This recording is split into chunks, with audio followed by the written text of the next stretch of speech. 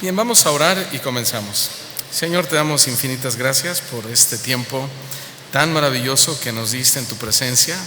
Te adoramos, te alabamos, te cantamos y tú nos hablaste, Señor, además, y tenemos esa palabra guardada en nuestros corazones. Te pedimos que nos hables a través de tu palabra, Señor, que es la palabra profética más segura, a la cual hacemos bien en estar atentos como una antorcha que brilla en medio de un lugar oscuro.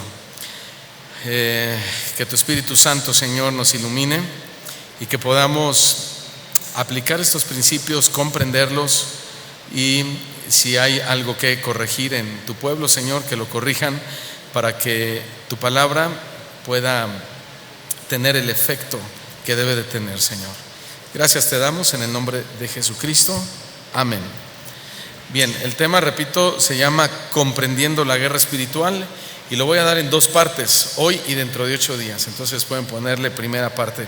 Y voy a introducirme con la siguiente anécdota real, que dice así: ningún otro hombre fue objeto de tanto respeto y admiración como el genio militar llamado George Smith. Su papel como general durante la Segunda Guerra Mundial sin duda fue protagónico. Asimismo, no hubo enemigo más temido que el mariscal de campo alemán Erwin Rommel, cuyas tácticas astutas de guerra le ganaron el sobrenombre de zorro del desierto. El éxito de Rommel en el desierto implacable de África del Norte era el dominio público. Aún así, George Smith lo condujo hasta la emboscada que llevaría a la derrota a las tropas alemanas. George Smith resultó ser más astuto que el zorro y logró cambiar el curso de la guerra para obtener la victoria de los aliados sobre Alemania. ¿Qué fue lo que ayudó a George Smith a derrotar tan contundentemente a su enemigo? Bueno, cuando se le hizo esa pregunta en una entrevista, este hombre se dirigió directamente a su enemigo Rommel y le dijo: conozco tu libro. Entonces, George Smith había estudiado las tácticas de guerra de su enemigo y por eso lo pudo vencer tan contundentemente. Y de la misma manera, nosotros los cristianos, los hijos de Dios, los creyentes, debemos conocer el libro de Dios, que es la Biblia. ¿Para qué? Para conocer las tácticas de nuestro adversario. ¿Quién es nuestro adversario? El diablo. No es el hermano que está sentado junto a ti, ni es tu vecino, es Satanás tu adversario. A medida que estudiemos la Biblia, hermanos, iremos aprendiendo las estrategias que utiliza nuestro enemigo invisible, Satanás, y sus huestes espirituales de maldad. Vayamos por favor al libro de Efesios, del apóstol Pablo, dirigido a esta iglesia en Éfeso precisamente, por eso es el nombre de Efesios, capítulo 6, versículo 12, y el apóstol lo aclara de una manera muy clara. Efesios 6, 12 dice así: porque no tenemos lucha. ¿Contra qué? O sea, en primer lugar, sí hay una lucha, ¿verdad? Sí hay una lucha, pero no es contra personas. Eso es lo que está diciendo Pablo. Porque muchos también toman la vida fácil, ¿no? Y dicen: no pasa nada. ¿Cuál lucha? ¿Cuál diablo? El diablo ni existe. Esto, lo otro. Es más, Dios tampoco existe. Y cristianos que dicen: bueno, si soy cristiano, pues Dios me va a guardar y Dios va a pelear por mí. Y es un sí pero no. Es un sí a medias, es una verdad a medias. Y recuerden que una verdad a medias se considera una mentira, no una verdad. Entonces Pablo dice que sí tenemos una lucha, pero no es contra carne y sangre, no es contra personas, sino contra principados, contra potestades, contra los gobernadores de las tinieblas de este siglo, contra huestes espirituales de maldad en las regiones celestes. Hermanos, la historia de nuestro planeta relata que desde el comienzo de la civilización se han llevado a cabo batallas entre diferentes países y reinos. Por ejemplo, hablemos de la más fuerte y grande que ha sucedido, que es la Segunda Guerra Mundial. ¿Sí? En esta guerra mundial pelearon más de 115 países de 194 que hay. Y esta guerra, ¿se acuerdan cuánto duró? Duró 6 años. La Segunda Guerra Mundial duró 6 años. Peleas, luchas, bombardeos, muertes, destrucción entre 115 países de 194. Por eso es considerada como una guerra mundial. Ahora, algunas de estas guerras han sido tan importantes que han cambiado el curso de la historia mundial. Eso es cierto. Sin embargo, Dios, a través de la Biblia, nos habla acerca de una guerra o de una batalla que no dura 100 años, no dura 6 años, ni 10 años, ni dura 100 años, sino es una guerra permanente. Todos digan permanente. Entonces es una guerra más dura, ¿verdad? Es una guerra permanente y que no es entre países, sino específicamente entre 2 reinos espirituales: el reino de Dios y el reino de Satanás. Y en el reino de Satanás pelea con él sus huestes invisibles que influencian a todo el planeta, que todos sabemos que son los demonios o los espíritus del mal. Todos sabemos que Dios reina soberanamente sobre el cielo y la tierra. Amén. ¿Por qué Dios gobierna soberanamente sobre el cielo y la tierra? Porque Él es el dueño. Él dice el Señor: mía es la tierra y su plenitud y todos los que en ella habitan. Ahora, sin embargo, aunque Dios es el dueño soberano de toda la tierra y el universo, Dios le dio a Satanás cierto poder para gobernar sobre nuestro planeta.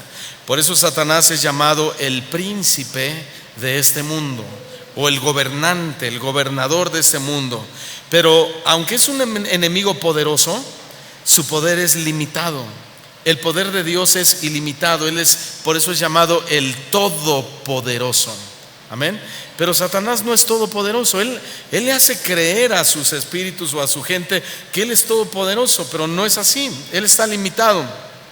El sistema actual del mundo está contra los caminos de Dios. Fíjense, está contra los caminos de Dios. Usted es la figura de una guerra mundial o de una guerra entre países. Y nuestro sistema en el que vivimos está contra o está en guerra contra los caminos de Dios. El mundo tiene un enemigo poderoso y cruel que lo ataca constantemente, que ya lo hemos dicho, se llama Satanás. Pero la problemática aumenta cuando vemos que algunos están cegados al hecho de que existe tal batalla. Eso es un problema. Muchos, como decía al principio, creen que no es verdad, que ni siquiera el diablo existe, o que no hay una lucha contra espíritus, que el mundo espiritual no es real. Están cegados. Satanás los ha cegado. Satanás los tiene obsesionados. ¿Cómo es que los ciega Satanás a su gente, a las personas, para que no crean que hay una guerra espiritual contra demonios? A través de la obsesión con los placeres de este mundo. De tal manera que cuando los tiene atrapados, la gente no discierne que hay una guerra espiritual tremenda que se está librando constantemente y todos los días. Entonces Satanás nos dice: no te distraigas, sí, peleando contra mí, contra mis influencias, contra mis argumentos, que es lo que vamos a ver más adelante, sino que mejor disfruta la vida. Goza la vida, diviértete, salud, dinero y amor, ahorra para que te vayas de vacaciones, haz esto, planea aquello, haz negocios, no te distraigas en los temas de guerra espiritual. Ese es el plan de Satanás, hermanos. Por favor, vayamos a 2 de Corintios, capítulo 4, versículo 4. Pero la realidad no es lo que Satanás nos hace ver. La realidad es que hay una guerra tremenda en los aires que tenemos que librar cada día. Y vamos a ir ubicándonos en esta guerra espiritual. 2 de Corintios 4:4. Segunda carta del apóstol Pablo a la iglesia en Corinto, capítulo 4, versículo 4. Y dice así el apóstol Pablo, que en los cuales, refiriéndose a estas personas, el Dios de este siglo, noten que Dios lo escriben con D minúscula, ¿sí? Porque se refiere a Satanás. El Dios de este siglo o de esta época, ¿qué hace? Cegó o ciega el entendimiento de quienes, de los que no creen, ¿sí? Ahora, esto es muy importante. ¿Qué quiere decir que cegó el entendimiento de los incrédulos? Significa que Satanás hace que la gente no discierna. Pero no solamente eso, sino que también les endurece el corazón con los placeres de ese mundo, para que de esa manera sigan sin discernir que es una realidad el tema de la guerra espiritual contra espíritus. Por eso hay mucha gente que dice: tengo todo, tengo trabajo, tengo negocio, tengo amigos, tengo casa, tengo mi carro, tengo familia, no me hace falta nada. Es más, gente que dice: ni siquiera me hace falta Dios, porque lo tengo todo. ¿No han oído a personas así? Bueno, ¿y qué está pasando ahí? Que Satanás está detrás de ese pensamiento, de esas personas. Satanás les ha endurecido su corazón para que no sientan necesidad de Dios, para que no vengan a la luz de Cristo. Por eso dice a continuación, después de que dice que el Dios de este siglo les cegó el entendimiento, para que no les resplandezca la luz del evangelio de la gloria de Cristo, el cual es la imagen de Dios. Esto es muy importante. O sea que Satanás no quiere que nos demos cuenta que en realidad no necesitamos hacer de este mundo un mundo mejor. Porque Satanás dice: mira, deja de preocuparte en las cosas de la iglesia, deja de preocuparte en las cosas espirituales, deja de preocuparte en la oración, deja de preocuparte en tu comunión con Dios, y mejor trabaja, haz algo para que hagamos de este mundo un mejor lugar. Y esa es una manera en la que Satanás comienza a cegar el entendimiento de los incrédulos. Él no quiere que nos demos cuenta que lo que realmente necesitamos es reconciliarnos con Dios y el perdón de nuestros pecados. A eso se refirió Pablo cuando dijo que Satanás no quiere, escúchenlo bien, Satanás no quiere que nos resplandezca la luz del evangelio. En otras palabras, Satanás no quiere que nos reconciliemos con Dios. Eso es lo que no quiere, que nos reconciliemos con Dios. Y eso es una guerra espiritual tremenda que enfrentamos todos los días. Satanás quiere que el borracho siga borracho, ¿no es cierto? Satanás quiere que el mentiroso siga mentiroso, que el adúltero siga adúltero, que el fornicario siga fornicario, que el blasfemo siga blasfemo. Satanás quiere que el cristiano que no le da importancia a las cosas de Dios, que siga sin darle importancia a las cosas de Dios. Ese es el plan del diablo, que no les resplandezca la luz del evangelio. Y una manera de hacer guerra espiritual contra ese ataque, ¿cuál es? Pues precisamente lo contrario, es alumbrando precisamente con la luz de Cristo. Es llevar a la gente un mensaje de arrepentimiento. Eso, en otras palabras, es trasladarlos de las tinieblas a Cristo por medio de la luz del evangelio o por medio de la luz de la palabra de Dios. Y eso es lo que Satanás no quiere. Por eso a muchos Satanás les habla al oído y les dice: no vayas a esa iglesia, o sea, a esta. No vayas a esa iglesia. Ahí solamente te dicen que estás pecando, ahí solamente te quieren prohibir cosas. No vayas a esa iglesia, son unos religiosos, son unos legalistas. ¿Por qué nos habla así Satanás al oído? Porque no quiere que nos resplandezca la luz del evangelio. No quiere que entendamos que la verdadera necesidad de todos y cada uno de nosotros es ¿qué? Una relación con Dios sana, una restauración con Dios en nuestra relación, un constante arrepentimiento. Satanás no quiere eso.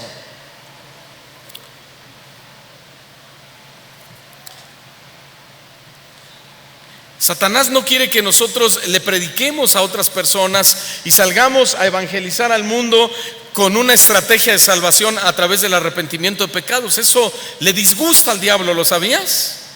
El diablo te dice: no, mira, si vas a evangelizar, hazlo de esta manera. Mira, tú vas a salir y en lugar de que les digas: oye, necesitas a Dios y necesitas el perdón de tus pecados, mejor te vas a acercar a ellos y les vas a decir: oye, ¿estás enfermo? Ay, no, pues sí. ¿Te duele algo? No, pues que sí. ¿Te ha ido mal en el trabajo, en la vida? Sí. Pues yo tengo la solución para ti. Ah, sí. ¿Y cuál es la solución para mí? Cristo es la solución. Ah, ¿y cómo me va a solucionar? Pues mira, ven a mi congre, ven a mi iglesia, acepta al Señor Jesucristo en tu corazón y mira, Dios te va a sanar, Dios te va a prosperar, Dios te va a dar éxito en la vida, Dios te va a dar todos los deseos de tu corazón. Bueno, y hasta el diablo dice: amén, yo voy. ¿Verdad? Pero esa es una forma, fíjense bien, una estrategia de Satanás que usa para que la luz del evangelio no les resplandezca a las personas. Ahora, está bien orar por enfermos, claro que está bien orar por los problemas de la persona, pero eso no los va a salvar. Eso no va a salvar a nadie, porque en la época de Cristo, ¿cuántos fueron sanados por Él y de todas maneras se perdieron? Jesucristo mismo lo dijo cuando fue a Corazín y Betsaida, dijo: ay de ti, Corazín, ay de ti, Betsaida, si los milagros que se hicieron en ti, fíjense, si los milagros que se hicieron en ti se habrían hecho en Sodoma, hace tiempo ellos se habrían arrepentido. Pero no se arrepintieron. Los de Corazín y Betsaida recibieron su milagro, recibieron su sanidad. Jesús oró por ellos y los sanó, pero al final se perdieron. Ellos mismos son los que le decían a Jesús cuando iba en la entrada triunfal a Jerusalén: crucifíquenle, crucifíquenle. Perdón, cuando iba a la cruz, en el Via Crucis a la cruz, los mismos que le recibieron Hosana al Altísimo, o con palmas en las manos, Hosana al Rey, eran los mismos que le decían a Jesús: crucifíquenle, que su sangre sea sobre nosotros y sobre nuestros hijos. ¿De qué les sirvió el milagro? Porque los milagros en la época de Cristo eran señales para autentificar que Jesucristo era el Mesías, y tenían que creer en Él y arrepentirse de sus pecados. Por eso dice la Escritura: Jerusalén, Jerusalén, que matas a tus profetas y apedreas a tus enviados. ¿Cuántas veces quise juntarte como la gallina lo hace con sus polluelos, pero no quisieron? Recibieron dádivas, recibieron milagros, pero no se arrepintieron. Lo que salva a la gente no son los milagros, sino la predicación de la palabra.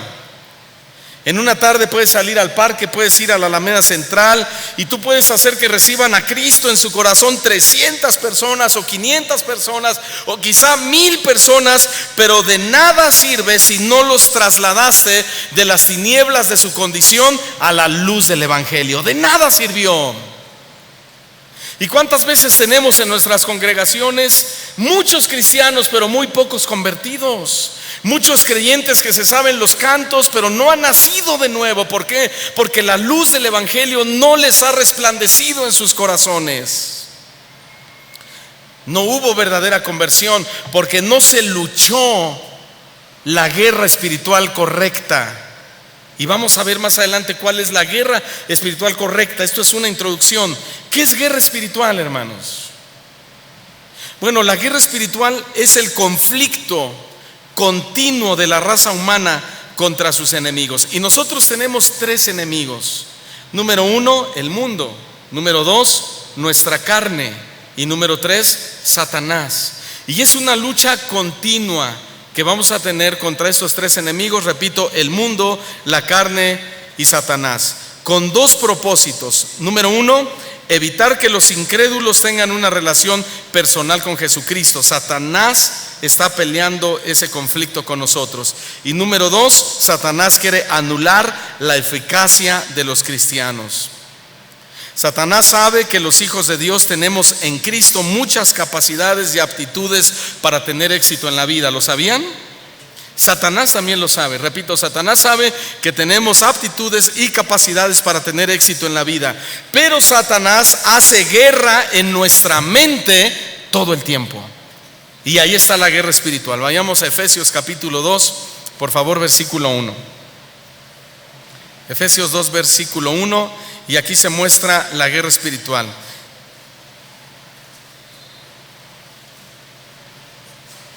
Dice así, dice el apóstol Pablo refiriéndose a Jesús, que Él nos dio vida a nosotros. ¿Cuántos dan gracias a Dios por eso? Y Él nos dio vida a vosotros. ¿Cuándo?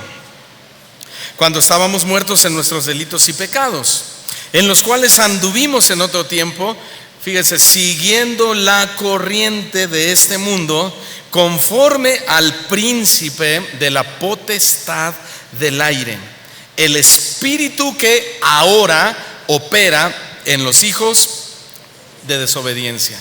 Entonces, aquí la guerra de Satanás es, ¿cuál es la guerra de Satanás? Evitar que los incrédulos se acerquen a Dios. Esa es la guerra de Satanás, evitar que los incrédulos se acerquen a Dios. Seguimos leyendo, entre los cuales también todos nosotros vivimos en otro tiempo en los deseos de nuestra carne, haciendo la voluntad de la carne y de qué, díganlo ustedes. ¿No le oí más fuerte? De los pensamientos. Todos digan pensamientos. ¿Cuántos tienen pensamientos? Todos tenemos pensamientos. Ahora, noten, la guerra espiritual, ¿en dónde es? En la mente, en nuestros pensamientos. ¿Para qué? Para que nuestra carne se aleje de Dios a través de nuestras acciones. O sea, tu carne simplemente va a obedecer lo que hay en tu mente. Si tu mente está llena de Dios, de Cristo, de su palabra, entonces tu carne va a obedecer a lo que dice su palabra, con luchas, con dificultades, pero lo va a hacer. Pero si en tu mente están los argumentos, los pensamientos, las ideas de Satanás, tu carne va a actuar de acuerdo a eso. ¿Te habías dado cuenta de eso? Entonces, ¿cuáles son nuestros tres enemigos? El mundo, la carne y Satanás. Número uno, el mundo. La palabra mundo en griego es cosmos y se refiere a la tierra, o mejor dicho, a sus habitantes. Ahora, ¿cómo funciona el mundo donde nosotros vivimos? El mundo funciona a través de pensamientos. ¿A través de qué dijimos? No se me duerman, ¿sí? Porque Satanás quiere que se duerman. A través de pensamiento. Por ejemplo, ahorita te puede meter un pensamiento de decir, es que te dormiste muy tarde. Mira, agacha tu cabeza, cierra tus ojitos y nadie se va a dar cuenta. Sí, argumentos. Así trabaja el enemigo. Así de sigiloso es él. Y te decía, además no es pecado. Estás cansado. Ay, ¿para qué viniste? Mejor te hubieras quedado en tu casa. Ahí con sabanás, enredado en sabanás. Entonces el mundo opera a través de pensamientos. O sea, el mundo es un sistema invisible de ideas, hermanos. El mundo es un sistema invisible de actividades y propósitos que Satanás nos quiere imponer y que van contra el gobierno o el pensamiento de Dios. Entonces, la guerra espiritual que libramos en el mundo es contra todo aquello que se opone a Dios o que se opone a los valores morales y espirituales de Dios. Por ejemplo, guerreamos contra la inmoralidad, ¿no es cierto? Y nuestra guerra empieza aquí en la mente, porque Satanás te habla y te dice, voltea a ver a esa chica, no te está viendo tu esposa, nadie te está viendo. Y tú dices, pero Dios me está viendo. Entonces mi carne quiere voltear a ver, ¿verdad? Pero llevo mi pensamiento cautivo a la obediencia a Cristo. Y digo, no debo. Esa es la lucha de pensamientos. Drógate nada más tantito, tus papás no se van a enterar, pero Dios sí.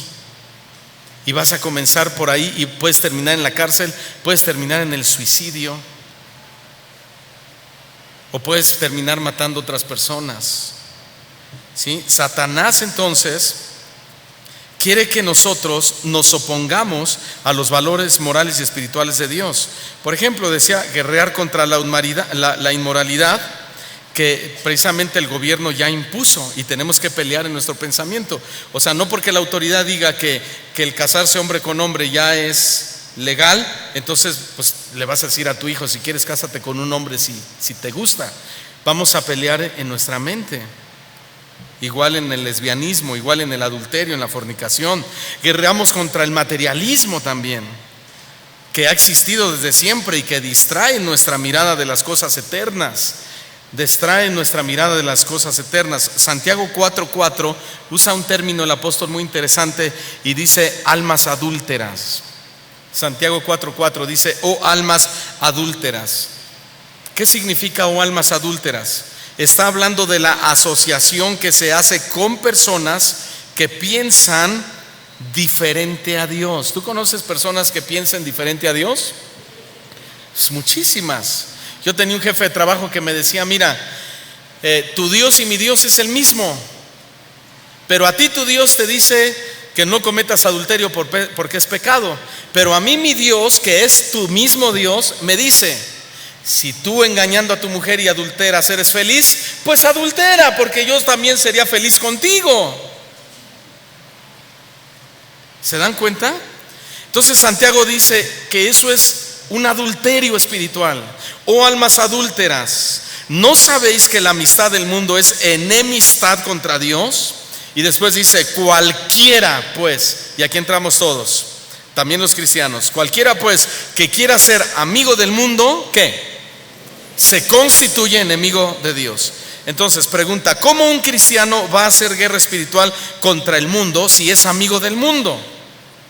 ¿Cómo un cristiano va a hacer guerra espiritual contra el materialismo si el cristiano es materialista? Yo me pregunto, ¿cómo podemos hacer guerra espiritual contra el materialismo si somos más materialistas que espirituales? ¿O nos han enseñado más la importancia del materialismo que la importancia de las cosas eternas? ¿Lo ve? A eso se refirió Jesús cuando dijo: si un reino está dividido contra sí mismo, ese reino no puede permanecer. Y si una casa está dividida contra sí misma, tal casa no puede permanecer. Y si Satanás se levanta contra sí mismo y se divide, no puede permanecer, sino que ha llegado su fin. Qué impresionante, hermanos, porque entonces podemos entender que una iglesia que hace guerra espiritual contra Satanás, pero al mismo tiempo es materialista, es egocéntrica, es orgullosa, es altanera, trata mal a las personas, en realidad no está haciendo guerra espiritual contra Satanás.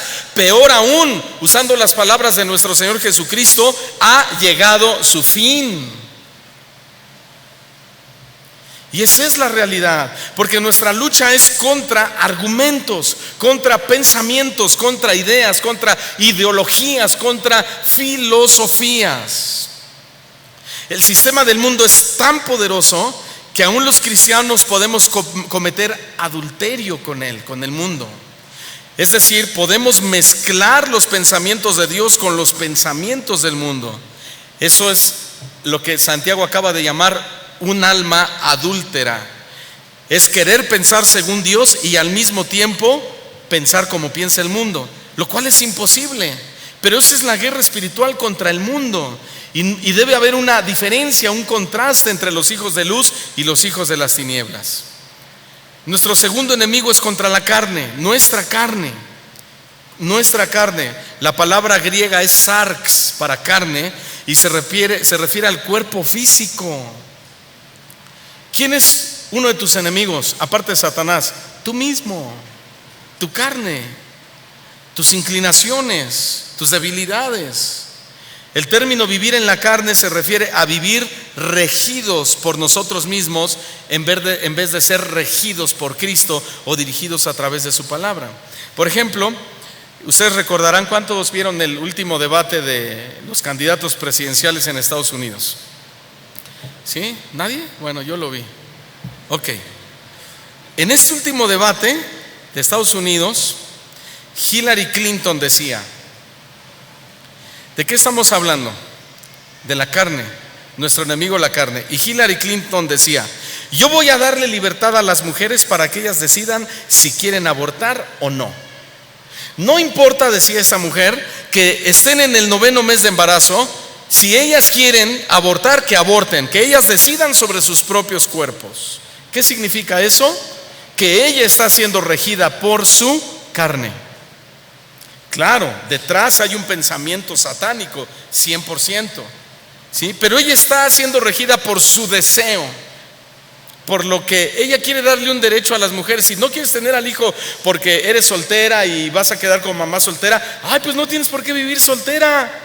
Aborta, mátalo, asesínalo y sigue viviendo tu vida. O sea, satisface tus deseos, que nadie te imponga otra cosa que no sea lo que tú misma quieres para ti. Ahora, eso es ser regidos por la carne. Ser regidos por Dios sería decir: voy a prohibir el aborto porque es un pecado de asesinato que Dios condena, pero obviamente no lo dijo. Entonces el problema radica en que la lucha contra nuestra carne consiste en que podemos estar a favor de lo que es correcto, pero nuestra carne no quiere hacer lo que es correcto. ¿A alguno de ustedes les ha pasado eso?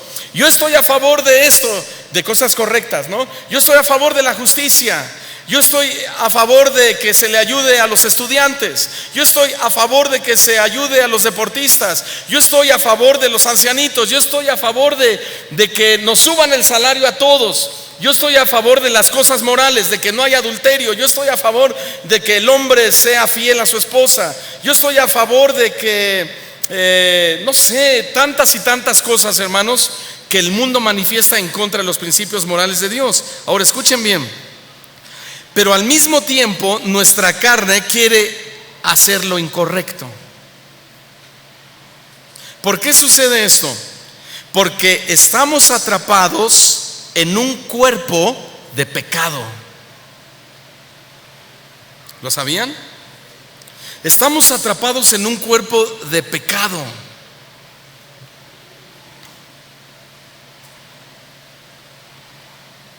Solo la palabra de Dios nos puede traer libertad, ¿verdad? Entonces, el problema es ese, que estamos atrapados en un cuerpo de pecado, en un cuerpo que sabe lo que es bueno, pero desea hacer lo que es malo. Y es allí donde libramos una guerra espiritual contra la carne. Leamos Romanos capítulo 7, por favor, versículo 18. Miren estas palabras del apóstol Pablo.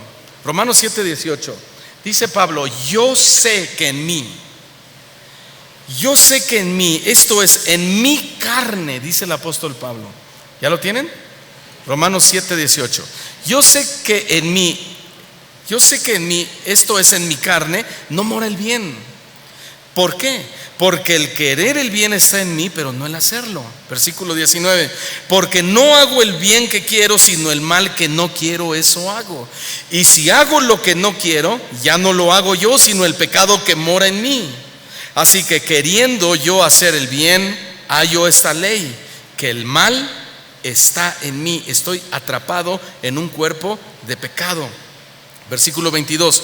Porque según mi hombre interior, mi espíritu, me deleito en la ley de Dios, en las cosas de Dios, pero veo otra ley en mis miembros que se rebela contra la ley de mi mente y me lleva cautivo a la ley del pecado que está en mis miembros. Versículo 24, y vean la expresión de Pablo: miserable de mí, ¿quién me librará de este cuerpo de muerte, de pecado en el cual me encuentro atrapado? Sin embargo dice: gracias doy a Dios por Jesucristo Señor nuestro.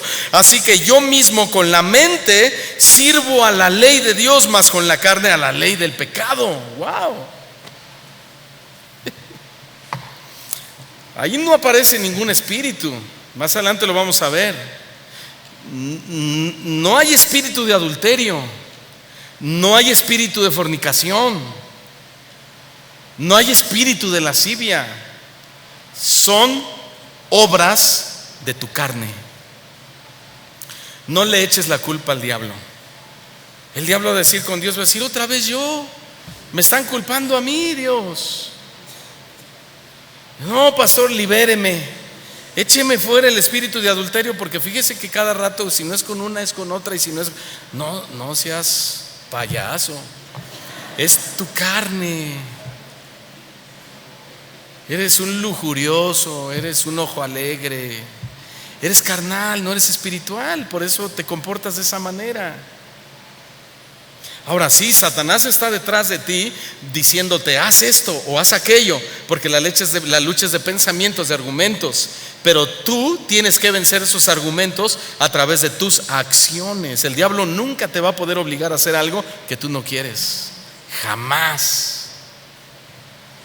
Y menos a un cristiano, porque el cristiano es hijo de Dios y así ha sido sellado con el Espíritu Santo. Entonces Satanás no puede tener un mayor control sobre un hijo de Dios que el control que ya ejerce Dios sobre nosotros a través de su Espíritu Santo cuando venimos a Él. ¿Cuántos ya vinieron a Cristo? ¿En dónde está la clave para ganarle la guerra espiritual a nuestra carne? En poner nuestra mirada en Cristo, como lo acabamos de leer. Es así como Dios obrará en nosotros el querer como el hacer por su buena voluntad. Así es como le vamos a ganar la guerra a nuestra carne. Vayamos a Filipenses capítulo 3 versículo 12 y dice Pablo, Filipenses 3:12: miren, hermanos, no que yo lo haya alcanzado ya, o sea, no soy perfecto. Eso es lo que está diciendo, ¿ya lo tienen? Filipenses 3:12: hermanos, yo no soy el ejemplo. No crean que yo soy tan fuerte como ustedes creen. Tengo debilidades como ustedes. Tengo un cuerpo de carne como el de ustedes y estoy atrapado en este cuerpo de pecado igual que ustedes. Entonces no es que yo lo haya alcanzado ya, ni que ya sea perfecto. No, pero ¿qué hago? Prosigo. Y esta palabra proseguir significa me esfuerzo. Me esfuerzo por ver si logro asir o alcanzar aquello para lo cual también yo fui asido por Cristo Jesús. Me esfuerzo para alcanzar aquello para lo cual fui alcanzado por Cristo Jesús. Hermanos, nosotros fuimos alcanzados para salvación por Cristo y en Cristo, amén. Y si hemos sido alcanzados, tenemos que asirnos de esa salvación. Tenemos que esforzarnos de esa salvación en Cristo. Muchos no hacen ni el intento de hacer guerra contra su carne. Dicen: ay no, que Dios me quite lo mentiroso, que Dios me quite lo borracho, que Dios me quite lo adúltero, que Dios me quite lo vicioso, que Dios me lo quite. Hay cristianos así, ¿verdad? Pero no, Pablo dice que debemos esforzarnos y luchar contra la carne. No es fácil ser confrontados. No es fácil que nos llamen la atención, pero debemos esforzarnos. No es fácil que nos pongan una disciplina en la iglesia porque cometimos algún ilícito, pero debemos esforzarnos para ser restaurados y salir de ese problema. Tal vez tú ya caíste en adulterio, o tú ya fornicaste, o ya te drogaste, o yo qué sé, y se te hace difícil. Dices: ¿y ahora qué hago? Esfuérzate y sé valiente. Eso es lo único. Si tú te arrepientes de todo tu corazón, Dios perdona todos tus pecados. Me hablaba un hermano y me decía: pastor, ¿qué consejo le doy a una señorita que tiene 17 años y que está en fornicación con el novio? Y ella, bueno, como que está arrepentida, no sabe qué hacer, entre si irse con él o mejor no, pero ella dice que está sucia, que está llena de pecado, que ella ya no es digna de Dios. Por supuesto, porque el pecado nos hace sentir así, y sí nos metemos en esa condición de suciedad. Y yo le dije: mira, muy fácil. La Biblia dice que Él no quiere la muerte del pecador, sino que se arrepienta y viva. Si ella se arrepiente de corazón y se aparta de esa práctica, dile que ella se puede casar con vestido de blanco y se puede presentar delante de Dios como una virgen. Pero que se esfuerce, que luche contra su carne. ¿Qué dice Filipenses capítulo 2 versículo 13? Porque Dios es el que en vosotros, ¿qué hace? Produce. Porque Dios es el que en vosotros produce así el querer como el hacer, porque esa es su voluntad hacia nosotros. Es buena. Dile al que está a tu lado: la voluntad de Dios es buena para ti. Dile: no te preocupes, solo esfuérzate. Amén. Entonces nosotros debemos proseguir, esforzarnos, pero Dios nos va a dar el poder para lograrlo. Amén. En tercer lugar, nuestro tercer enemigo es el diablo, es Satanás. La palabra diablo del hebreo satán significa adversario o enemigo. Pregunta: ¿enemigo de quién? ¿De quién? En primer lugar, enemigo de Dios y por consiguiente de nosotros. Dile al que está a tu lado: Satanás es el enemigo de Dios y también tuyo. ¿Sí lo sabías? Es tu enemigo, hermanos. El diablo es el adversario supremo de Dios, pero también de nosotros. Además es el líder de las fuerzas espirituales de maldad. ¿Saben algo? Literalmente Satanás aborrece a Dios y por lo tanto a nosotros también nos aborrece. Descriptivamente o gráficamente, ¿cómo es el diablo? ¿Cómo es Satanás? ¿Tiene cuernos? ¿Tiene cola? ¿Cómo es? ¿Alguien sabe que me lo describa? ¿Sí? Bueno, un día alguien dijo que hizo guerra espiritual contra el diablo y que se dio cuenta que el diablo tenía su cola amarrada en su familia, por eso es que su familia era un desastre. Digo, ¿de dónde sacan la idea de que el diablo tiene cola?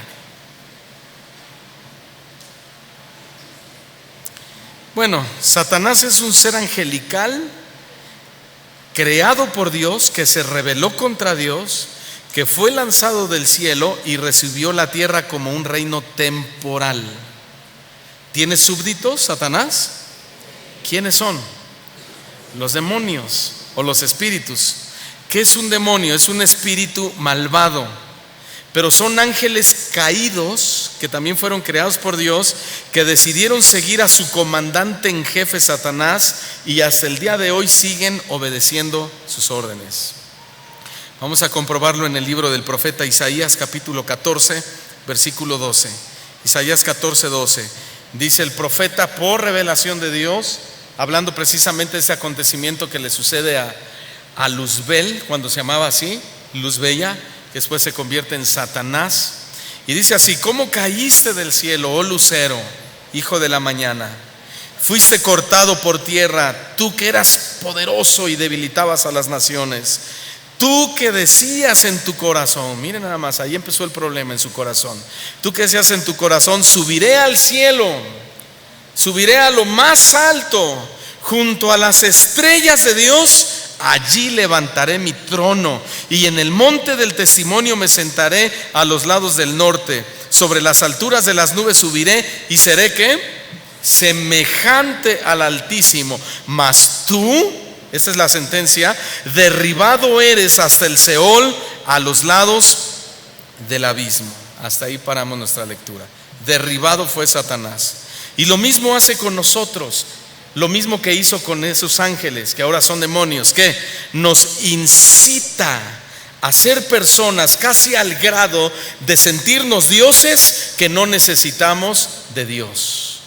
¿Necesitamos de Dios, sí o no, hermanos? Entonces, ¿sabes qué? No te sientas lo que no eres. No te creas lo que no eres.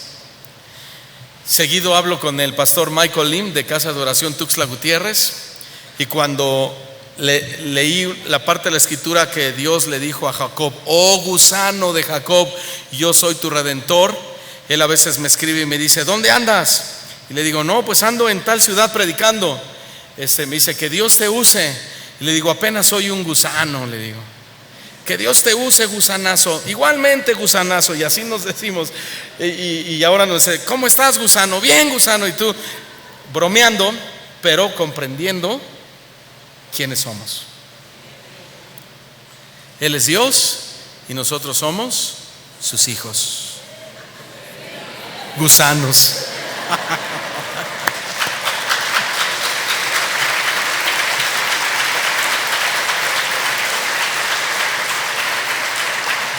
Simple polvo, hermanos. Dile al que está a tu lado, no te lo digo en mala onda, pero sí, eres un gusano. Se entiende, ¿verdad? La analogía. Entonces, no nos sintamos lo que no somos. La otra vez le hablo a un amigo, le digo: oye, ¿cómo estás? Aquí reinando, me dice. Aquí reinando. ¿Cómo que reinando? Sí, la tierra es nuestra. Todo lo que hay en esta tierra es mía. Lo que pise la planta de mi pie es mío. Y el diablo no se puede meter conmigo. Y yo soy un príncipe de su pueblo. Y yo tengo el derecho. Y yo tengo la autoridad. Y yo tengo la unción. Y nada me puede pasar. Y yo soy lo que soy. Lo que la Biblia dice que soy. Y tengo lo que la Biblia dice que tengo. Y puedo hacer lo que la Biblia dice que yo no puedo hacer. Ay, gusano. Si tú supieras que no puedes hacer nada sin Dios.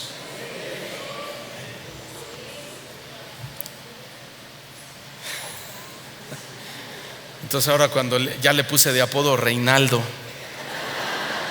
¿Qué pasó, Reinaldo? ¿Cómo estás? Pues aquí reinando aunque no tengas fe, me dice. Pero ¿sabe qué? Eso fue lo que hizo Satanás con Adán y Eva. Con que Dios te dijo que no puedes comer de ese árbol. No, Dios está equivocado.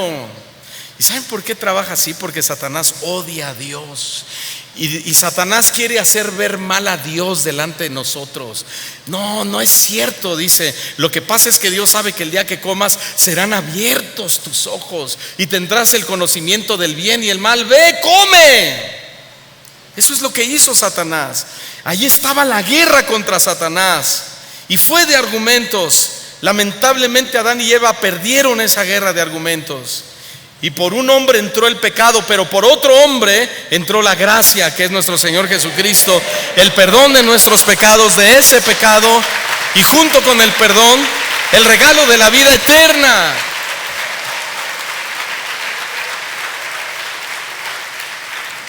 Guerra de argumentos. Pasaje conocido, Ezequiel 28:12, que también narra lo que sucedió en aquella batalla en el cielo de Satanás contra Dios. Ezequiel 28:12: Hijo de hombre, levanta endecha sobre el rey de Tiro y dile: así ha dicho Jehová el Señor. Refiriéndose a Satanás: tú eras el sello de la perfección, eras hermoso, estabas lleno de sabiduría, tu acabado era de hermosura. Verso 13: en Edén, en el huerto de Dios estabas. Versículo 14: tú, querubín, el más grande de todos, el que protegía los misterios, los secretos de Dios. Yo te puse en el santo monte de Dios, allí estuviste, en medio de las piedras de fuego te paseabas. Perfecto eras en todos tus caminos desde aquel día en que fuiste creado hasta que se halló en ti la maldad. Versículo 16: a causa de la multitud de tus contrataciones, ya sabes, se refiere a los ángeles que contrató en su rebelión, que ahora son demonios.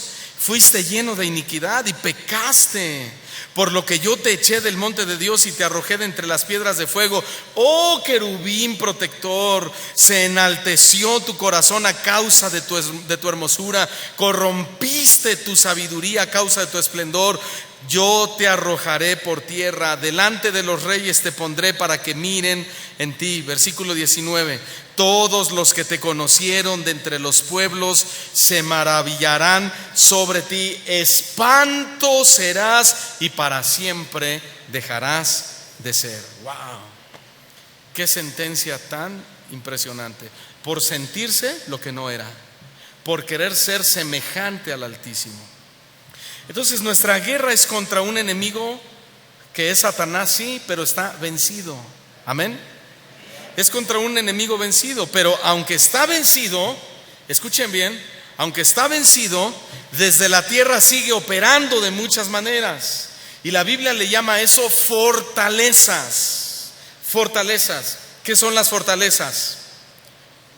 Bueno, en el ámbito militar, una fortaleza es un lugar fortificado, es un lugar seguro que se construye. ¿Para qué? Pues para defenderse del enemigo. Una fortaleza espiritual es un patrón de pensamientos arraigados en nuestra mente y dominado por nuestros tres enemigos. ¿Cuáles son? El mundo, nuestra carne y Satanás. Entonces, ellos tres construyen fortalezas en nosotros contra el pensamiento de Dios. Estas son las tres fortalezas más grandes con las que tenemos que hacer guerra espiritual. ¿Cuáles? La forma de pensar del mundo, los hábitos pecaminosos de nuestra carne y las influencias o los pensamientos de Satanás. Segunda de Corintios capítulo 10 versículo 3. Segunda de Corintios 10 versículo 3 dice Pablo: pues aunque andamos en la carne, ¿sí? Aquí, ¿cuántos andan en la carne? En el sentido de vida humana, ¿no? Aquí andamos, ¿verdad? Aquí andamos. A ver, salúdenme. ¿Aquí anda? ¿O no anda en otro lado?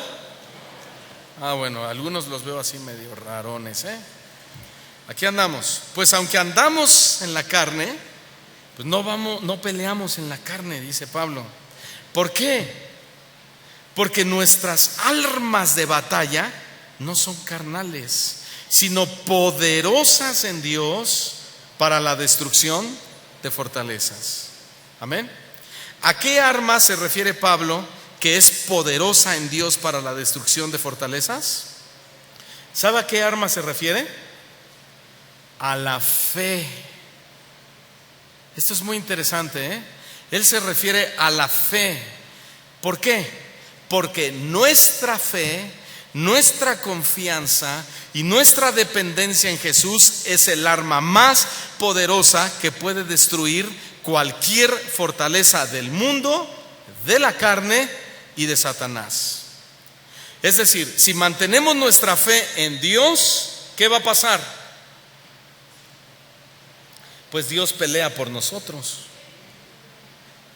Y esa es la batalla contra el enemigo, nuestra fe en Dios. Si tú pones tu fe en Dios, ¿de qué estamos hablando, hermanos?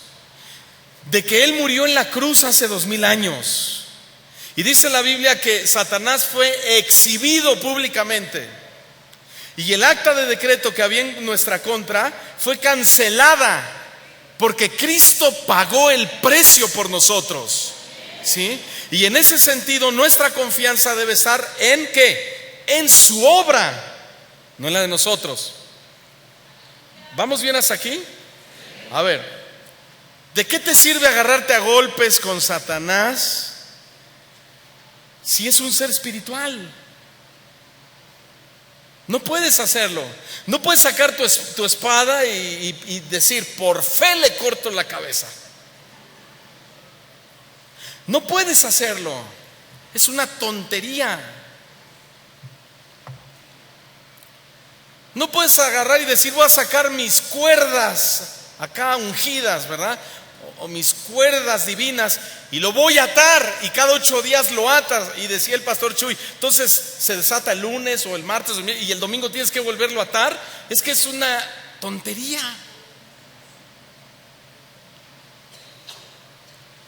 Además, el único que tiene poder para atar a Satanás es Jesucristo. Y lo dice Apocalipsis, que Jesús ató a Satanás. Ninguno de nosotros se nos ha dado la indicación de que podemos atar a Satanás o a sus espíritus.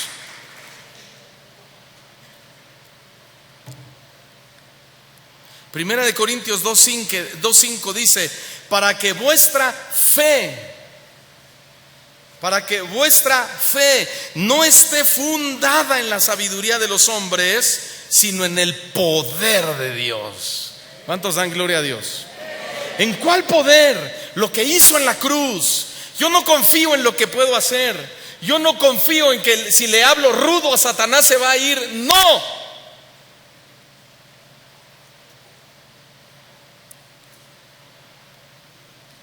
Jesús lo venció en el Calvario. Él lo derribó, lo derrotó, lo sentenció. Él ya está sentenciado para siempre, hermanos. Solo está esperando el tiempo en el que sea quemado Él con sus ángeles. Nosotros no podemos hacerle guerra en esos términos a Satanás, porque se burla de nosotros.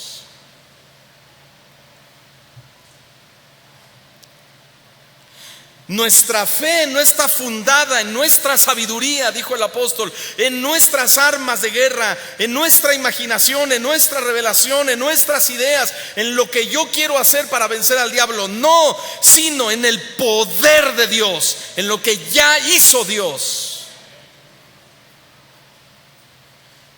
Ahora, un ejército militar bien entrenado está preparado para luchar en 3 escenarios: el aire, la tierra y el mar.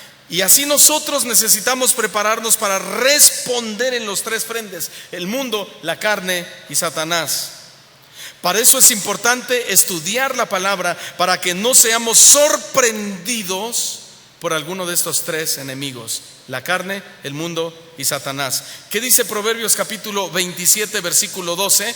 Yo se lo voy a leer, anótenlo por favor. Proverbios 27 dice: el avisado ve el mal y se esconde. La palabra avisado significa prudente, la persona prudente. La persona prudente. Hermanos, Satanás, hablando en términos de fuerza y malévolo, él es mucho más fuerte que cualquiera de nosotros, ¿eh? Así que ni te atrevas a decirle: aquí estoy, diablo. ¿Qué? No, ni te atrevas, porque tú no le puedes hacer ni cosquillas. Al contrario, te puede dar una revolcada de aquellas. Y después vamos a hablar de posesión demoníaca, si un cristiano puede estar endemoniado o no. Pero el avisado, el prudente, ve el mal y se esconde, pero los simples pasan y llevan el daño. Ahora, esta frase, el avisado ve el mal y se esconde, que es el prudente, es muy importante, porque ¿dónde se esconde el prudente? A ver, díganlo ustedes. Sí, nuestra vida está escondida con Cristo en Dios. El prudente está protegido en Dios, no en lo que tú puedas hacer, hermanos. En Dios estamos protegidos. Dios es nuestra fortaleza. Él es nuestro pronto auxilio en la tribulación. Él es nuestra muralla. Ni a Satanás, ni a la carne, ni al mundo podemos ganarle sin Dios. Forzosamente debemos ir a Él y refugiarnos en Él si queremos ganar la batalla. Amén. Señor, Satanás me está bombardeando con pensamientos. Me dice que deje a mi esposa, que porque ya se perdió la vibra, el calor de hogar, ya no me gusta. Mira, ahora me gusta esta. Y tú tienes que ir a Dios. Decirle: ayúdame, Señor. Estoy a punto de regarla, de perder la batalla contra la carne, la batalla contra el sistema del mundo, porque así piensa el mundo, y la batalla contra Satanás, que él me está metiendo esos argumentos en mi cabeza. Tienes que ir a Dios en lugar de patear al diablo, de hacerle la quebradora al diablo. Ve a Dios, humíllate y dile: ayúdame, ayúdame.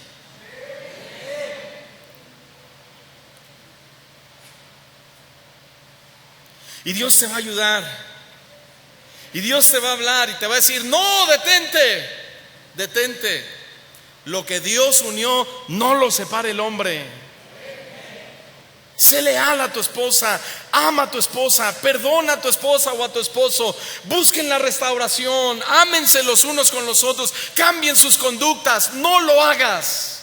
Lleva cautivo todo pensamiento a la obediencia a Cristo, es decir, a lo que dice la Biblia. Proverbios 18:10 dice: torre fuerte es el nombre de Jehová. Aleluya. Torre fuerte es el nombre de Jehová. A él correrá el justo y será levantado. ¿A quién, hermanos? A Dios. Y cuando el enemigo venga con una incitación, ¿a quién te debe decir? No al liberador de la iglesia, a Dios. Salmo 91 versículo 2 dice: diré yo a Jehová. Miren lo que dijo el salmista: diré yo a Jehová, esperanza mía y castillo mío, mi Dios, en quien confiaré. Wow, hermanos. Qué versículo. Diré yo a Jehová: tú eres mi esperanza, Señor. Tú eres mi fortaleza, eres mi castillo, mi Dios, en quien confiaré. Salmo capítulo 18 versículo 2 dice el salmista: Jehová, roca mía y castillo mío y mi libertador, Dios mío, fortaleza mía, en él confiaré, mi escudo y la fuerza de mi salvación, mi alto refugio eres tú, Señor. Aleluya. Amén. ¿Qué debemos hacer cuando el pensamiento del mundo nos quiere atrapar? Ir a Dios. ¿Qué debes hacer cuando el pensamiento o cuando la carne te quiere dominar? Ir a Dios. ¿Qué debes hacer cuando Satanás te ataca? Ir a Dios. En Dios tenemos la victoria, en Dios.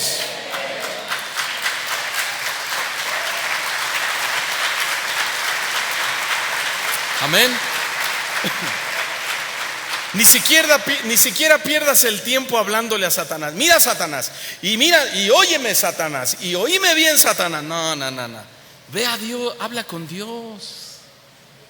Invierte bien tu tiempo. ¿En qué consiste la guerra contra el mundo? El mundo nos incita a obtener su aprobación.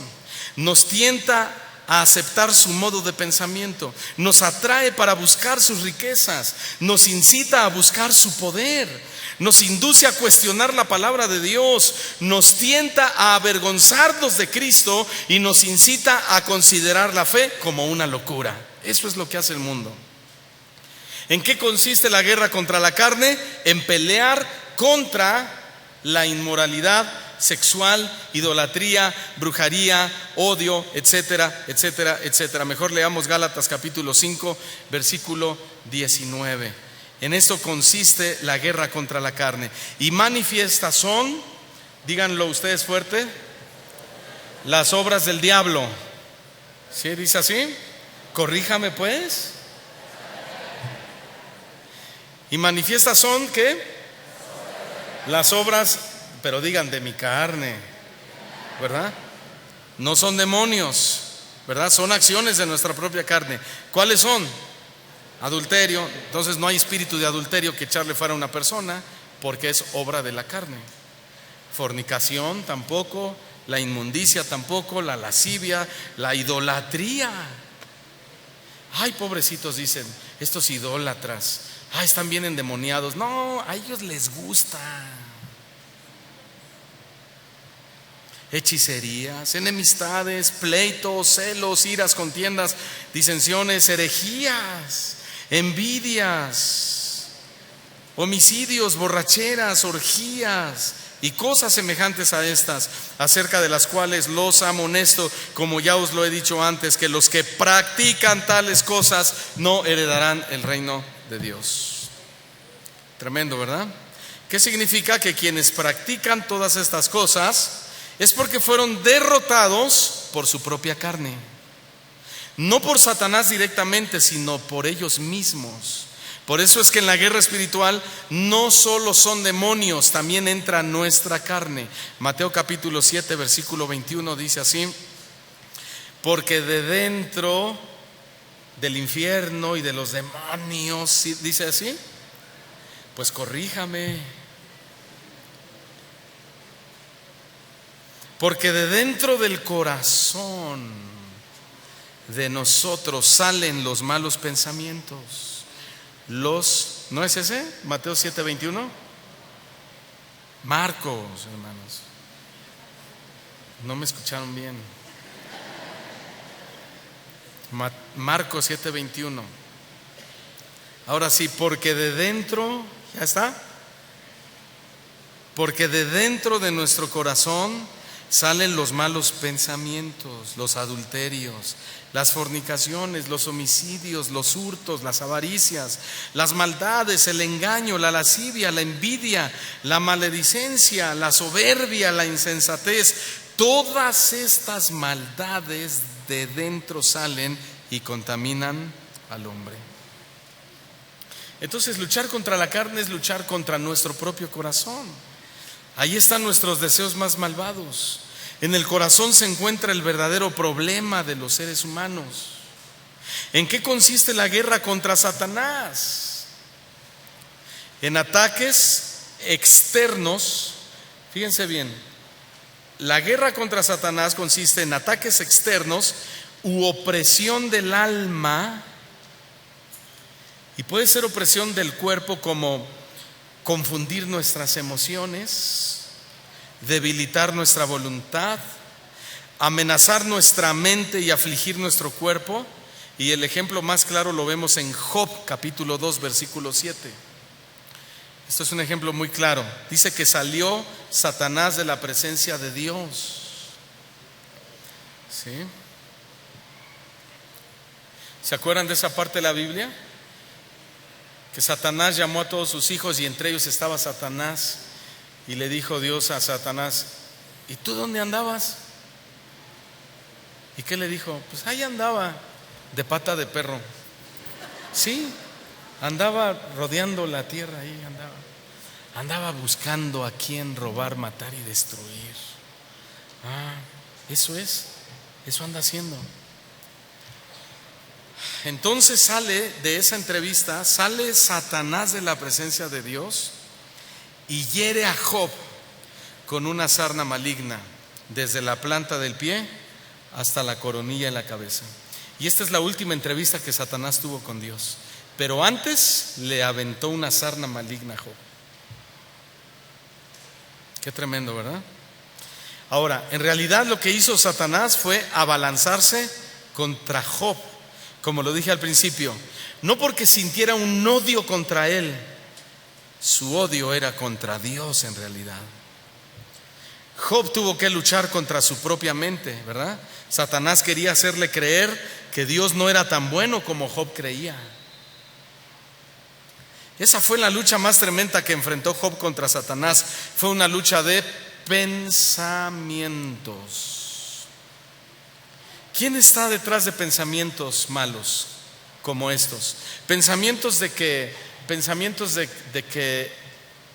Satanás quiere hacer ver mal a Dios.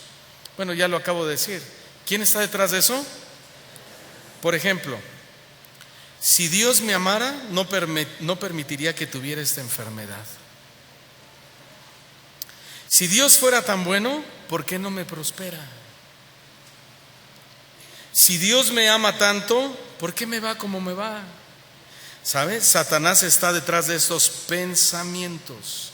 Y esa es la verdadera guerra espiritual que enfrentamos día con día, una guerra de pensamientos o de argumentos. También existe el control satánico o posesión satánico, posesión demoníaca. Pero esta guerra no se da en los cristianos. Oigan bien, la posesión demoníaca no se da en los cristianos. Un hijo de Dios no puede ser poseído por el diablo, pero las posesiones son reales y también entran dentro del rubro de la guerra espiritual.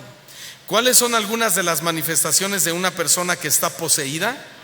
Les voy a mencionar algunas: tortura mental, temor crónico, cierto tipo de convulsiones, cambios de voz, poderes psíquicos, falta de sensibilidad al dolor, fuerza sobrenatural. Ahora que estábamos con los pastores Olivares, ¿te acuerdas?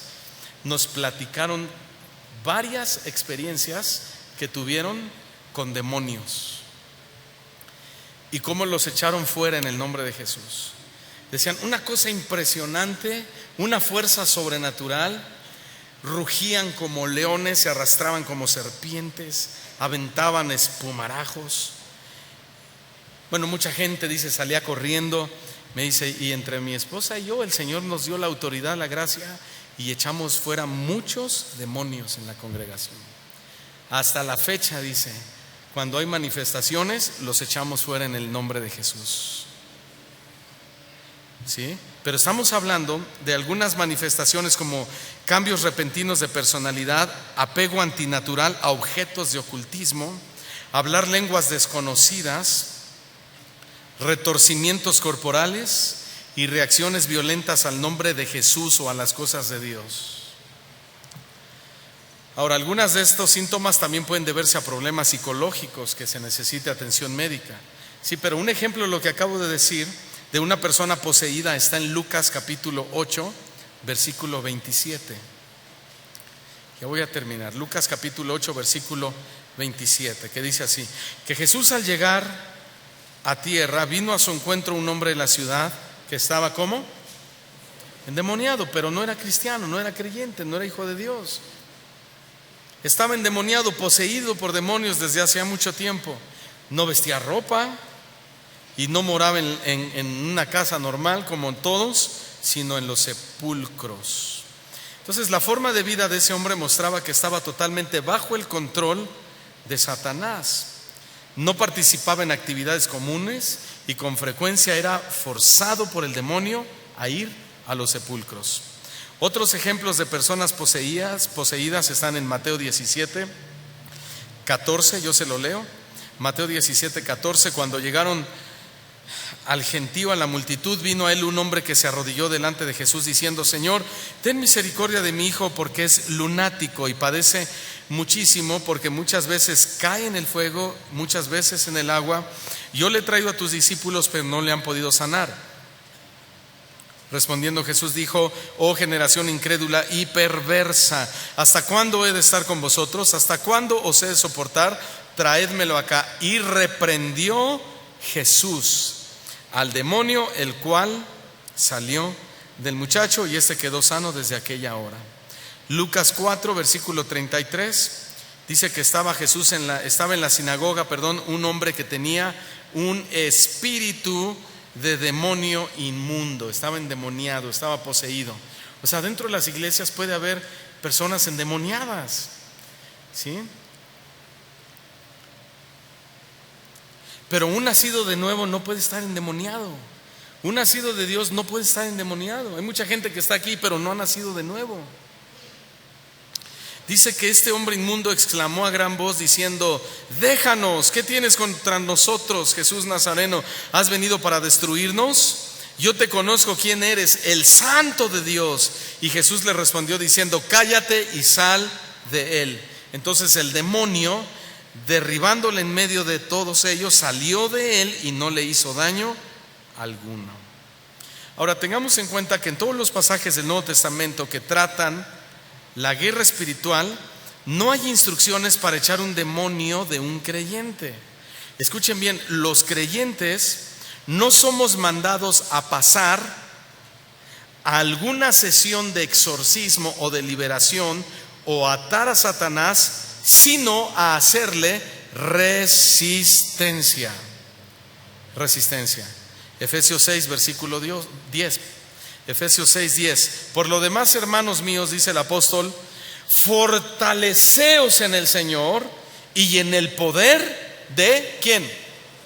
De su fuerza, de Él, no de la de nosotros. Sí, porque a veces le levantamos la voz y a ti te hablo, Satanás, y escúchame bien. No. Es en el poder de su fuerza, de su autoridad. Verso 11. Vístanse mejor de toda la armadura de Dios para que puedan estar ¿qué? Firmes, o para que puedan resistir contra las acechanzas del diablo. ¿Y qué dice Santiago 4, versículo 7? Someteos pues a Dios, porque Él es el que lo venció. Amén. Resistid al diablo y huirá de vosotros. Sométanse a Dios, resistan al diablo y huirá de vosotros. ¿Saben cómo resistió Jesús al diablo cuando fue tentado en el desierto? Sí lo saben, díganmelo. Con la palabra, con el escrito está.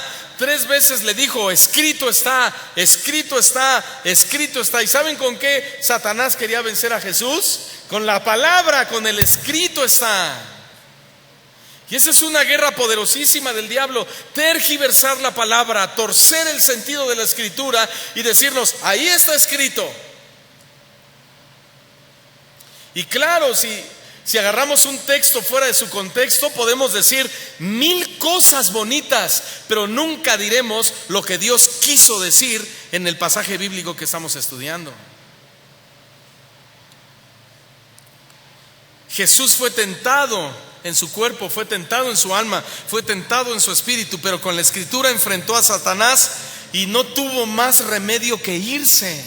Lo resistió. Primera de Pedro 5:8 dice: sean sobrios y velad, porque vuestro adversario el diablo como león rugiente anda alrededor buscando a quien devorar, al cual debemos ¿qué? Resistir firmes en la fe. Todos digan: resistir firmes en la fe. Sabiendo que los mismos padecimientos se van cumpliendo en vuestros hermanos en todo el mundo. Hermano, todo el mundo estamos siendo atacados constantemente por Satanás. No eres el único que sufre, no eres el único que, ay Señor, ¿por qué a mí? Porque hay muchos. ¿Puede un cristiano estar endemoniado o ser poseído por demonios? No, nuestra base para responder esta y cualquier pregunta es: ¿qué dice la Biblia a este respecto? Dije, un cristiano, un verdadero cristiano, un nacido de nuevo. En la Biblia nunca vemos que un verdadero creyente estuviera poseído por un demonio. Dije, un verdadero creyente, no uno que se diga creyente. Nunca vemos en la Biblia que un verdadero creyente estuviera poseído por un demonio. Parece que sí fueron oprimidos, pero nunca fueron poseídos. Los creyentes genuinos, fíjense bien, no podemos estar endemoniados por una simple lógica. fuimos rescatados del dominio de las tinieblas de Satanás y trasladados al reino de la luz en Cristo. Esto quiere decir que la presencia del Espíritu Santo morando en la vida de nosotros, sus hijos, es prueba definitiva de que un cristiano no puede estar endemoniado o ser poseído por un demonio. Porque en una casa no pueden vivir dos. O habita el Espíritu Santo o habita Satanás. No puede haber dos. Un reino dividido no puede permanecer.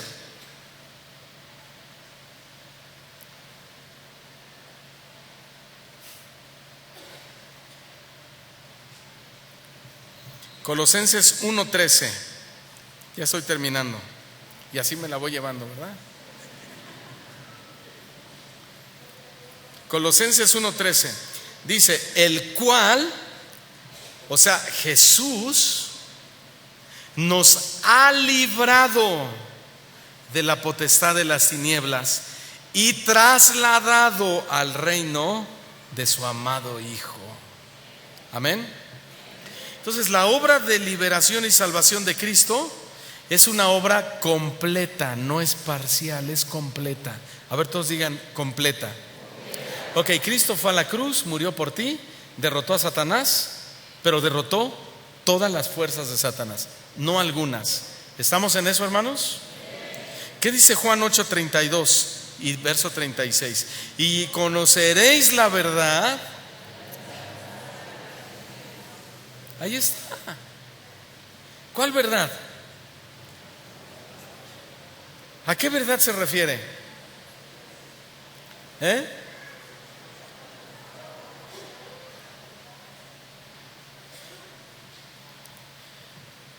Y muchos le hacen guerra al ángel de la independencia.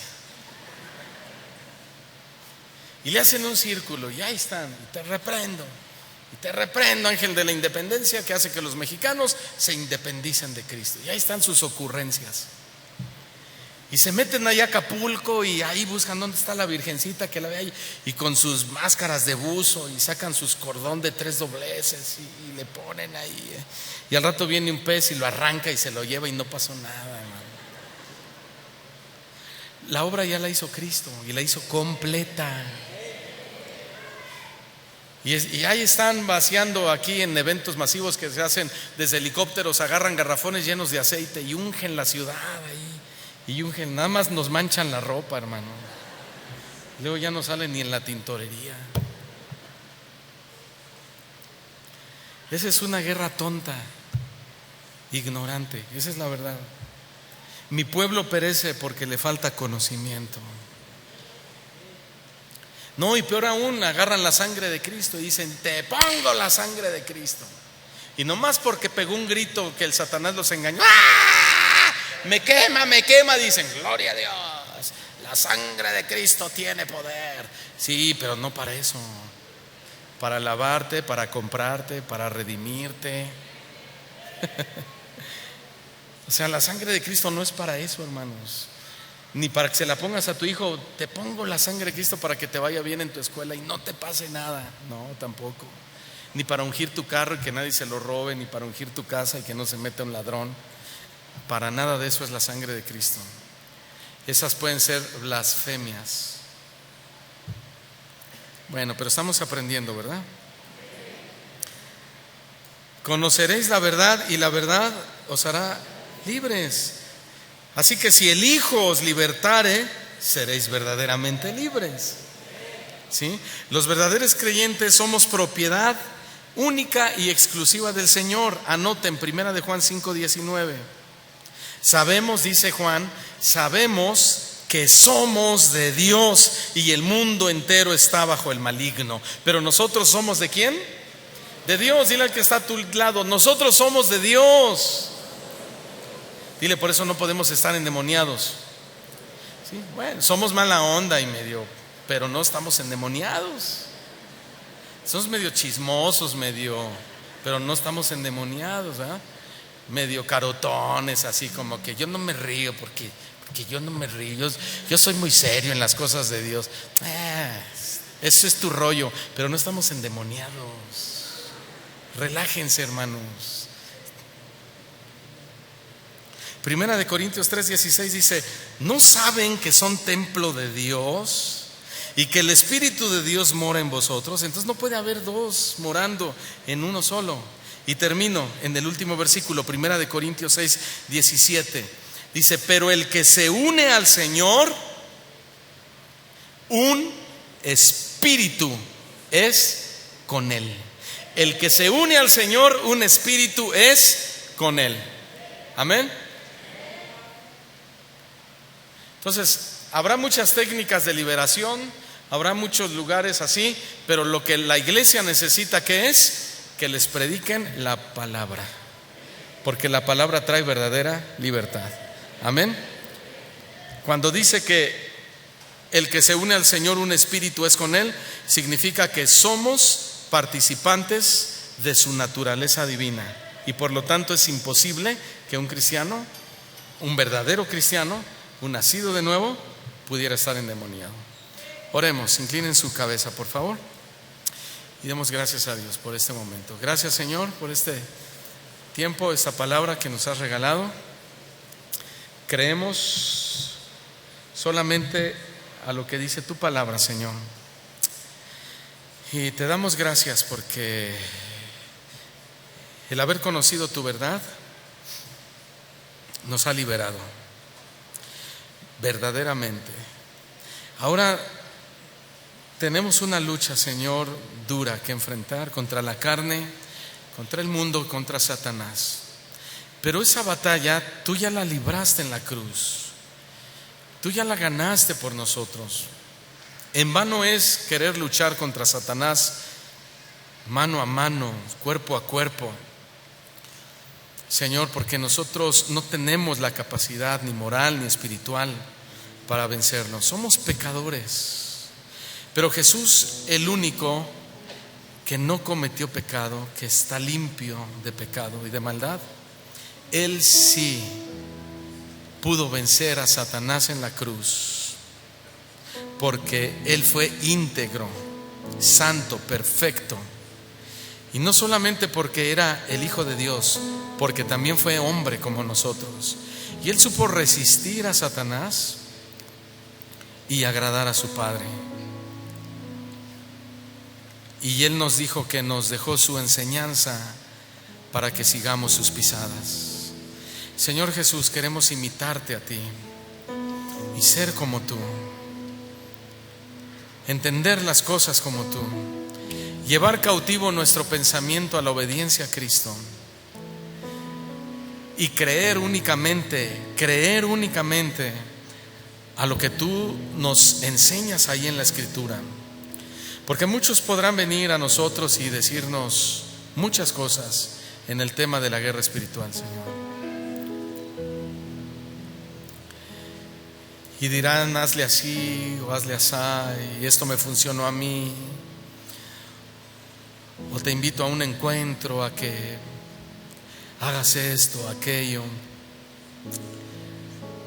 a que claves tus pecados en una hoja y en una cruz y los vamos a quemar y Dios te va a liberar. Señor, y eso no es más que argumentos, pensamientos del enemigo, extrabíblicos, afuera de la Biblia.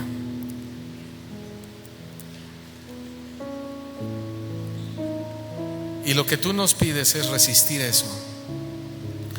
No vamos a contender con personas, Señor, no vamos a pelear con nadie, porque el Evangelio no es para contención, no es para discusión, no es para pelea, es para salvación, es para edificación. Por eso cuando hablemos con alguien respecto a este tema, danos sabiduría, inteligencia espiritual para hablar con ellos,